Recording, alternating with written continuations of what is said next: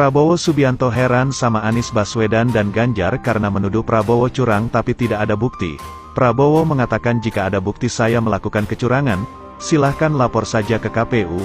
Gibran juga mempersilahkan Anies untuk melapor. Anies Baswedan mengatakan pihak Prabowo curang tapi Anies Baswedan sendiri tidak menyadari bahwa tim Anies juga banyak melakukan kecurangan. Ganjar sekarang mulai ketar-ketir karena suaranya paling sedikit di antara ketiga capres. Ganjar juga masih belum percaya suaranya kenapa sedikit.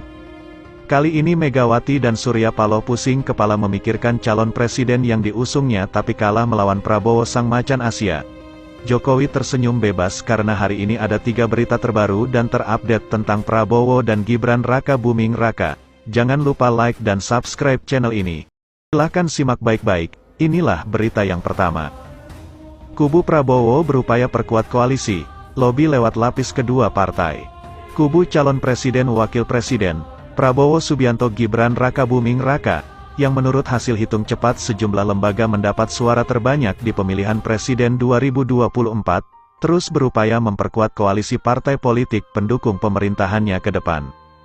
Upaya itu tak langsung dilakukan dengan mendekati para ketua umum partai politik dari kubu lawan di pemilihan presiden 2024, namun, melalui orang-orang di lapis kedua partai tersebut. Ketua Dewan Pakar Partai PAN Drajat Wibowo mengakui ada upaya melobi dari pihak Prabowo Gibran ke partai-partai politik pengusung calon presiden wakil presiden Anies Baswedan Muhaimin Iskandar ataupun Ganjar Pranowo Mahfud agar masuk dalam barisan koalisi parpol pendukung pemerintahan Prabowo Gibran. Namun, Drajat melanjutkan, upaya lobi baru ke lapisan kedua dari parpol kubu lawan, seperti di level sekjen, wakil ketua umum, hingga ketua bidang. Mayoritas pertemuan pun berlangsung secara tertutup dan masih sebatas pendekatan awal. Setelah pengumuman resmi hasil pemilu, biasanya ketua umum atau elit parpol bertemu secara formal. Sekarang ini, lapis kedua itu ngobrol-ngobrol, ngopi-ngopi begitu. Baru tahapan itu, kata Drajat. Anggota Dewan Pakar Tim Kampanye Nasional Prabowo Gibran itu enggan menyebutkan parpol yang didekati. Ia hanya menyebutkan, target lobi adalah partai yang sudah lama bersama-sama di pemerintahan Joko Widodo. Partai dimaksud berarti Partai PDIP, Partai P3, Partai Nasdem, dan Partai PKB. Di Pilpres 2024, PDIP dan PPP mengusung Ganjar Mahfud, sedangkan Nasdem dan PKB mengusung Anies Muhaimin. Adapun parpol pengusung Prabowo Gibran diantaranya Partai Gerindra, Golkar, Partai PAN, dan Partai Demokrat.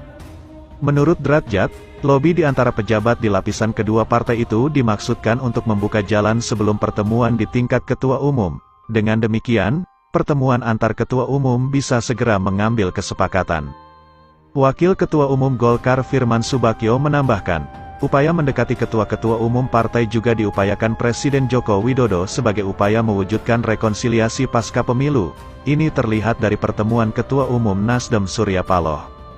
Tentunya, tujuannya untuk itu, mewujudkan proses demokrasi yang fair, dan kemudian juga, ayo pemilu sudah selesai, kita harus bersatu untuk membangun Indonesia yang lebih baik, sebab, tantangan Indonesia di depan kian lama kian berat, ujar Firman. Menurut Firman, jiwa besar Jokowi, yang kemudian diharapkan nanti juga ada di Prabowo, harus direspons positif oleh para lawan Prabowo Gibran di Pilpres 2024. Tidak ada salahnya jika belajar dari pengalaman setelah Pilpres 2019 saat Prabowo dan Gerindra bergabung dalam periode kedua pemerintahan Jokowi. Namun, Firman menyadari, tidak mudah untuk meyakinkan parpol di kubu lawan. Kalau memang tidak mau, jangan dipaksakan. Ya, biarlah mereka pada posisinya, karena, masing-masing memiliki kebijakan internal partai, tambahnya. Sejauh ini, baru PDIP yang secara tegas menyatakan siap menjadi oposisi dalam pemerintahan tahun 2024 sampai tahun 2029. Hal itu seperti disampaikan Sekjen PDIP Hasto Kristianto, tanggal 15 Februari lalu. Bahkan, Ganjar mewacanakan partai pengusungnya di parlemen menggulirkan hak angket untuk mengusut dugaan kecurangan di Pilpres 2024. Wacana ini kemudian disambut oleh pasangan Anies Muhaimin. Sementara itu, Ketua Dewan Pimpinan Pusat PKS Mardani Alisera tidak menjawab secara tegas saat ditanya apakah partainya sedang dilobi untuk bergabung ke pemerintahan. PKS Istiqamah, katanya singkat. Direktur Eksekutif Parameter Politik Indonesia Adi Prayitno melihat, sejauh ini hanya PDIP yang siap menjadi oposisi. Di luar PDIP, belum ada pernyataan sikap tegas jadi oposisi. Nasdem malah bertemu Jokowi, ujarnya. Menurut Adi, negara ini masih membutuhkan peran parpol untuk menjadi oposisi yang kuat di tengah gemuknya koalisi pemerintahan saat ini ataupun kemungkinan ke depan. Oposisi itu penting. Dia bagian menjaga keseimbangan politik, mestinya parpol yang kalah dalam Pilpres 2024 ada di luar, dan tak usah jadi bagian koalisi, ujarnya. Peneliti Pusat Riset Politik Badan Riset dan Inovasi Nasional, Wasisto Raharjo Jati, pun menduga ada upaya untuk mengajak semua parpol bergabung ke koalisi pemerintahan baru demi menghindari resistensi penolakan usulan pemerintah terutama di DPR. Namun, ia mengingatkan pentingnya peran oposisi.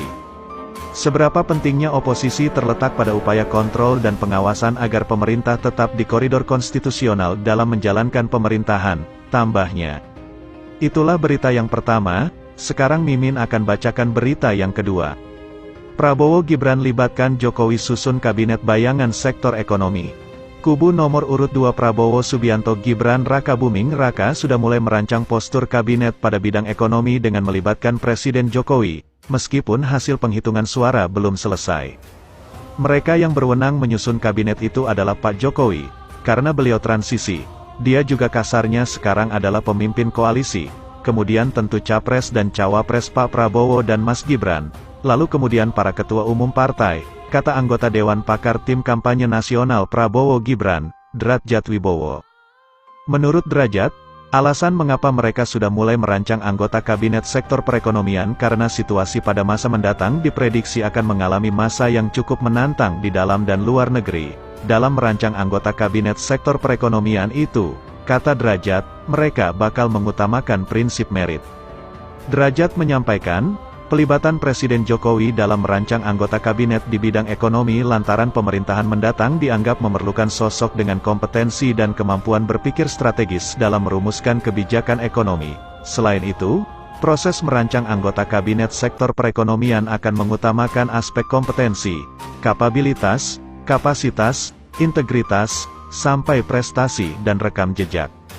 Dalam proses penyusunan kabinet pasti akan berlandaskan sistem merit, tetapi, memang pasti akan ada perhitungan berapa dari partai politik, berapa non-parpol, itu pasti ada, ujar Drajat. Itulah berita yang kedua, sekarang Mimin akan bacakan berita yang ketiga. Milenial jadi penentu kemenangan, Kabinet Prabowo diprediksi diisi banyak anak muda.